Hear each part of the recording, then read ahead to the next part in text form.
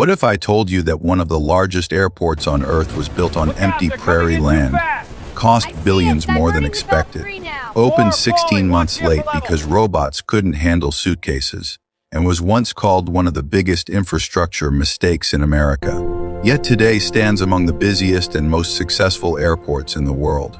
This is the complete story of Denver International Airport, a project driven by ambition, controversy, engineering innovation, and long-term vision that changed aviation in the United States forever. To understand why Denver built such a massive airport, we need to go back several decades. Before 1995, Denver's air traffic was handled by Stapleton International Airport. When Stapleton first opened in 1929, it was far outside the city. But as Denver expanded through the mid-20th century, neighborhoods surrounded the airport. By the 1970s and 1980s, the airport was struggling. Its runways were built too close together, which meant aircraft could not land simultaneously during poor weather. Denver's frequent snowstorms and strong crosswinds made delays common. Noise complaints increased. Expansion became nearly impossible because homes and businesses boxed the airport in on all sides. City leaders faced a difficult choice: keep investing in an outdated airport with limited space, or take a bold risk and build something entirely new. In the early 1980s, the decision was made to pursue a replacement. Instead of upgrading Stapleton, Denver would build a completely new airport roughly 25 miles northeast of downtown, on open plains with virtually unlimited room to grow. It was a controversial decision. Critics questioned why the city would build so far away. Others worried about cost, but supporters argued that Denver's growing population and central location in the United States made it ideal for a major aviation hub. Construction officially began in 1989. The scale of the project was almost unimaginable. The site covered approximately 33,000 acres, making it the largest airport in the United States by total land area. Engineers designed 6 widely spaced runways, carefully positioned to allow multiple aircraft to take off and land, even during challenging weather conditions. The runway layout was specifically engineered to handle Denver's crosswinds, something Stapleton could not manage efficiently.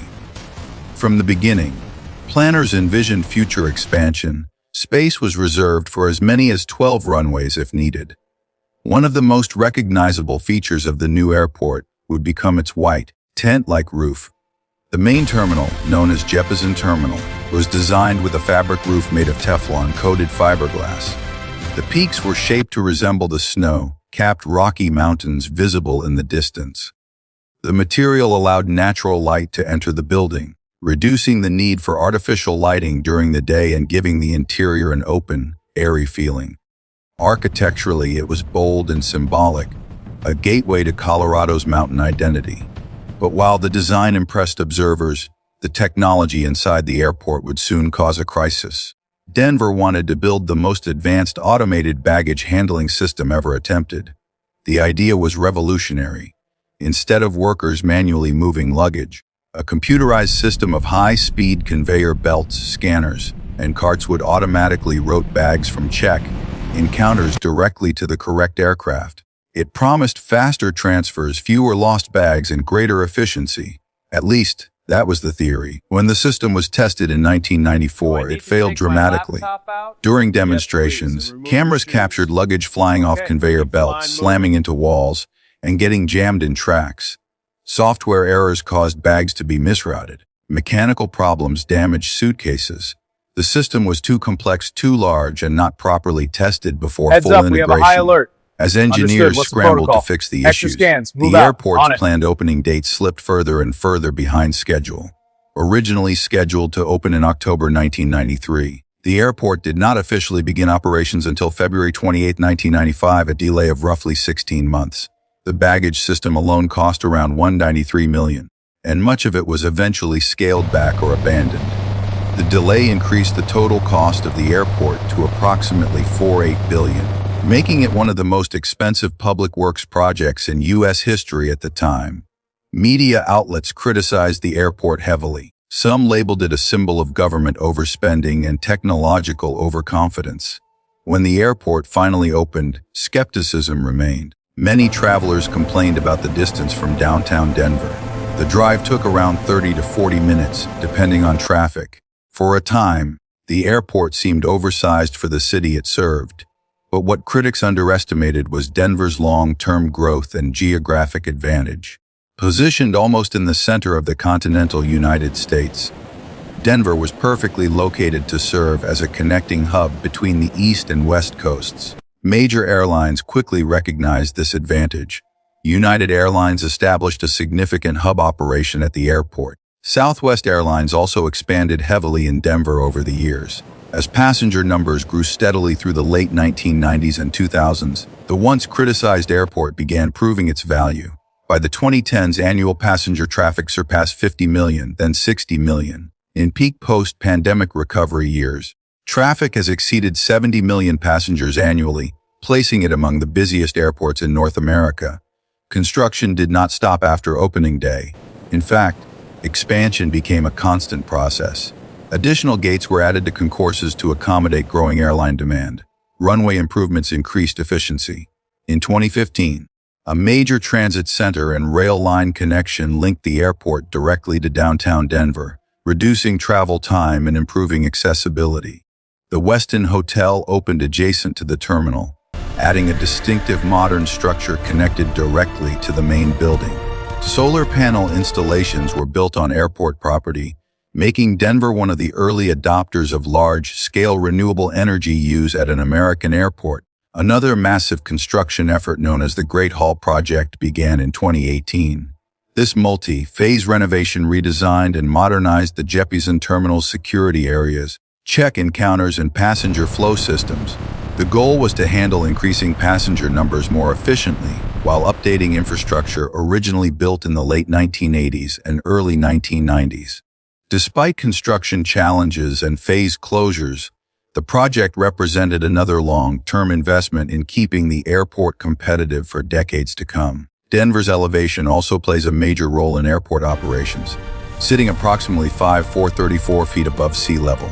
The airport is one of the highest major commercial airports in the United States. Higher altitude means thinner air, which affects aircraft performance and requires longer runways for takeoff. Fortunately, Denver's massive land area allowed engineers to build runways long enough to handle large, fully loaded aircraft even in hot summer conditions.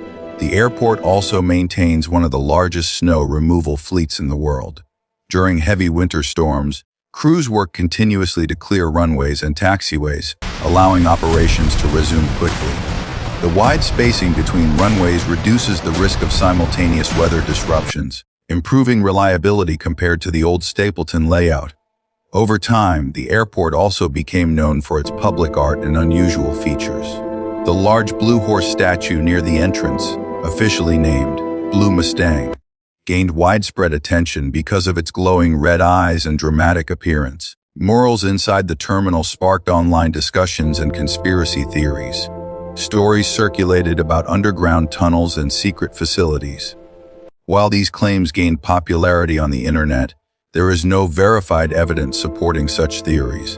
The tunnels beneath the airport are primarily used for transportation systems, utilities, and baggage operations, typical infrastructure for a facility of this size. Like all airports worldwide, Denver faced an unprecedented challenge in 2020 when global air travel declined sharply. Passenger numbers dropped dramatically during the pandemic. Terminals that once felt crowded became temporarily quiet, however. Denver's strong hub structure and central location allowed it to recover relatively quickly compared to many international gateway airports. As travel demand returned, passenger numbers rebounded and expansion efforts continued. Looking back over 3 decades, it becomes clear that Denver International Airport was built not just for the 1990s, but for the century ahead. The decision to build far from the city center, once criticized as inconvenient, ensured unlimited room for growth. The enormous land reserve prevented the expansion problems that forced Stapleton into retirement. The early baggage system failure became a lesson in technological overreach, but it did not define the airport's long-term success. Today, Denver International Airport stands as one of the most important transportation hubs in the United States. What began as a controversial mega project on empty prairie land has evolved into a powerful engine of economic growth for Colorado and a critical connection point for millions of travelers every year. Its story is one of risk, failure, persistence, and ultimately strategic success. From delayed opening and flying suitcases to record, breaking passenger traffic and continuous expansion, the airport represents how bold infrastructure decisions can reshape a city's future for generations. And perhaps the most remarkable part of the story is this: the construction is never truly finished. The vision that began in 1989 to build an airport with room to grow for decades continues today as new gates, technologies, and improvements ensure that Denver remains ready for whatever the future of aviation brings.